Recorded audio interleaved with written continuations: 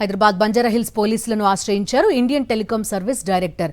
IAS, IPS quarters లో నివాసం ఉంటున్నారు. బాధితురాలు సుతాన్ అనే వ్యక్తిపై ఫిర్యాదు చేశారు. తన ఇంటి మీదకి వచ్చి అసభ్యంగా సైగలు చేస్తున్నాడని ఫిర్యాదులు పేర్కొన్నారు.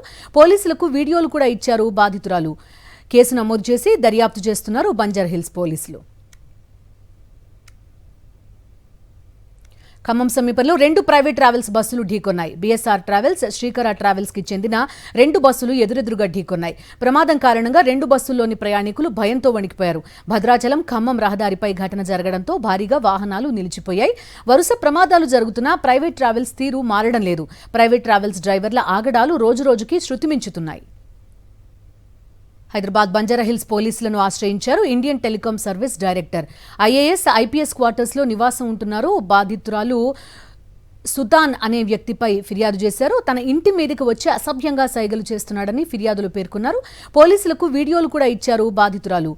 కేసు నమోదు చేసి దర్యాప్తు చేస్తున్నారు బంజారాహిల్స్ పోలీసులు. ఖమ్మం సమీపంలో 2 ప్రైవేట్ ట్రావెల్స్ బస్సులు ఢీకొన్నాయి. బీఎస్ఆర్ ట్రావెల్స్, శ్రీకర ట్రావెల్స్ కి చెందిన 2 బస్సులు ఎదురెదురుగా ఢీకొన్నాయి. ప్రమాదం కారణంగా 2 బస్సుల్లోని ప్రయాణికులు భయంతో వణికిపోయారు. భద్రాచలం ఖమ్మం రహదారిపై ఘటన జరగడంతో భారీగా వాహనాలు నిలిచిపోయాయి. వరుస ప్రమాదాలు జరుగుతున్నా ప్రైవేట్ ట్రావెల్స్ తీరు మారడం లేదు. ప్రైవేట్ ట్రావెల్స్ డ్రైవర్ల ఆగడాలు రోజురోజుకి శృతిమించుతున్నాయి.